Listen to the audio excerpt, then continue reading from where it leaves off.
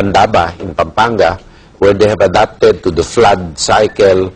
Whether it floods or not, they are productive. If it floods, then there's fish, and their houses are built on stilts. So to withstand this, no, so you adapt. It also goes with the design of schools. Let's not place schools or hospitals in vulnerable areas, in landslide-prone areas, and the like. Or perhaps we should also invest in what we call, yung design po na walang eave na lumalabas sa bubong so hindi ma-blow ng malakas na hangin, So, adaptation is at the top of our agenda. Here in Mindanao, you don't have typhoons, but you have the specter of continuous rains saturating the soil and causing mudslides and flooding. That's what we have to prepare for here in Mindanao. As I remember, last January, it's the first time I think Cagayan de Oro experienced a massive mudslide because of 2 weeks of continuous rain. Up to Hingoog, there was a problem. Now, in terms of mitigation, that is where you want to preserve your environment. That's an extensive program itself. And a classmate of mine, who's an environmental law expert, has helped me shape my thoughts on it. And I told Pastor earlier, there are 3 aspects to that. And you remember the acronym LAW, because law should really be the framework of that. Law is land, air, and water. And what do you do with the law? CPR.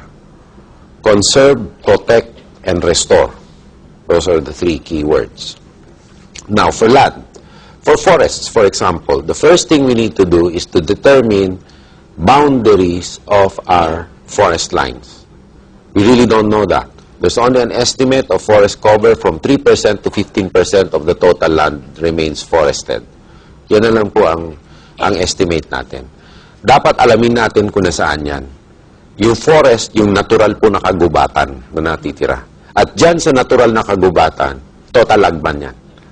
Hindi pwede na ho, dahil wala na ho natitira. At kailangan, ang forest dwelling communities, i-engage po natin upang sa ganung pangalagaan yan. At dun sa kapaligiran po na yan, at sa ibang areas, ang recommendation nila ay assisted natural regeneration ng secondary forests. Kung may sumibol, yan po alagaan, alisin yung mga baging para magano. Ngayon, sa wooded areas, ibig sabihin yung may tanim na hindi natural na may tanim, yun ang pwede stewardship, sustainable laging dun sa tinanim na areas. Doon naman po sa ibang areas na talagang denuded at may hazard ang ibaba, may tinatawag ang Amerikano na salt. Land terraces na matagal na natin ginagawa hundreds of thousands of years ago or thousands of years, yung rice terraces. Teteres ho natin yan para ma-save yung nasa ibaba. Sa lupa din, Solid Waste Management Act. Ang basura is a reflection of the quality of governance of your country. Pag madumi ang bansa mo, yan ang telltale sign kung anong klaseng bansa po yan eh. Kaya ang Kingdom Nation napakalinis. And the proof of the pudding is in the eating. So, no to open dump sites, MRFs, and the like. Patupad na lang po yan. Alam niyo po, maraming batas na nagawa na hindi pa naisa sa katuparan. Katulad nung isang batas na lahat ng barangay kailangan may open rainwater catchments. 1967 pa ho yung batas na yan. Hindi na may isa sa katuparan. Pangalawa, yung pong requirement ng isang Republic Act na at least 2% ng isang municipality, kailangan open area o forest area, dapat mananatili po yan. At saka yung mga subdivision developments, at least 15% ng development area ay open space. Kailangan po mapanatili yan.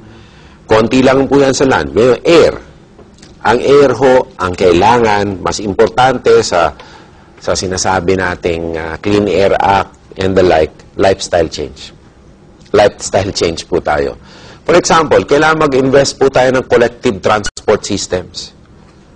Katulad po ng kahit na makina, for example, na fossil fuel pa rin ang binubuga niya, kung talagang convenient ang rail bus system, kasi makakatipid ka kung rail bus dahil walang friction sa lupa. Kung convenient talaga yan, 60 ang pasahero, 60 na kotse matatanggal mo sa kalsada Diba? So lifestyle change yan para yung emissions natin ay hindi ganong matindi.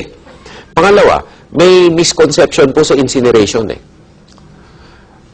Minsan, ang hazardous waste at ibang waste kailangan sunugin. At ang pagsusunog, kung sapat ang init na maghihiwa-hiwalay sa base elements ang isang nakalalason na bagay, hindi incineration Kasi hindi na bubuga ng nakalalason na fumes ito or noxious fumes. Ang proseso lang ng pagsusunog, nabubuga ng lason dahil hindi gaanong mainit, yun po ang incineration. So, dapat maintindihan ng mga tao. Katulad po ng medical waste at hazardous waste, kailangan sunugin ng mainit po talaga yan So, yan ho, ang dalawang bagay lang sa air. Ngayon, sa water po, yung sewage treatment po natin ay nakakarumal-dumal. Alam niyo po ba, ang study ng ADB po yata, kung hindi ako nagkakamali, 4 million gallons of untreated sewage is dumped into Manila Bay every day. Wow. That's unacceptable. So right now, I think the water companies, when they were privatized, they're trying to deal with the sewage treatment. But that's really also important. And in water din ho, we are wasting a lot of rainwater because we lack catchments. We lack catchments. They just flow out to the sea in times of flood, and yet in droughts, we don't have enough water. That's our problem. Our marine resources is another thing that we have to conserve. And the first item of the agenda is to implement Section 81 of Republic Act 8550. Meaning to say, you determine your municipal water boundaries to the farthest island. And then 15% of that should be marine sanctuaries. 15% of that. Stricto lang ho talaga tayo dyan.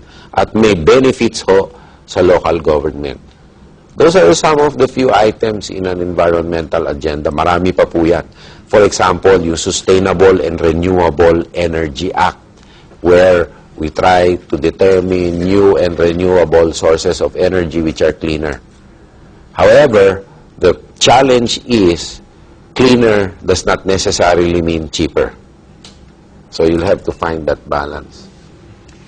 So there's a whole item on the environmental agenda.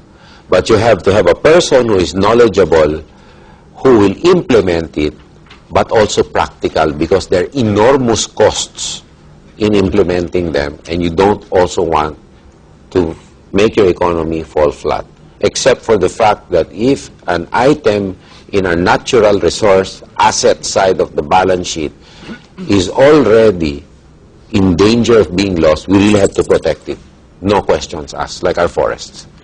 Sa Manila ho, maraming mga esteros na clogged. In Davao City, we have waterways which are being converted to parks. That should not happen. That will cause a catastrophic flood in the future if the proper combination of factors come in. I mean, building on top of waterways is one of the major causes po of Metro Manila's flooding. And also habitation on top of waterways is equally hazardous, especially for the little children who are born in those shanties. It's a clear and present danger to them, particularly when floodwaters threaten these shanties. It's not so much also as there an obstruction to drainage, but the potential of lives being lost because of inundation, immediate inundation of these shanties. Particularly for little kids. Ano kung yung bata naglalaro dun sa shanty, nalaglag dun sa tubig? Kawawa naman po yung bata. In your background, as a secretary, that's part of the reforestation of the pasture. Yes, it's really a sight to behold. Yes. Ang sabi nga nung kaklase ko na nag-advise din sa akin paminsan-minsan, mas matalino pa nga yung langgam minsan kaysa sa tao Kasi tignan mo langgam, hindi nagkaka-traffic jam. Sunod-sunod sila ng kakaganon. Hindi nagkaka-traffic jam. Hindi mo makita magbabanggaan ng mga langgam.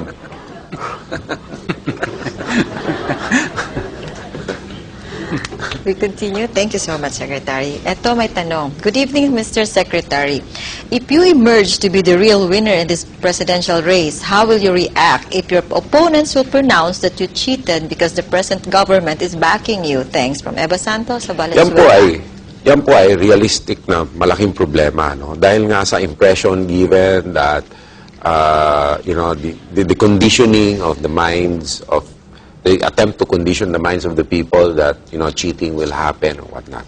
That's why I can only appeal also to the COMELEC that they be extra careful with this election and extra prudent, because a credible result is really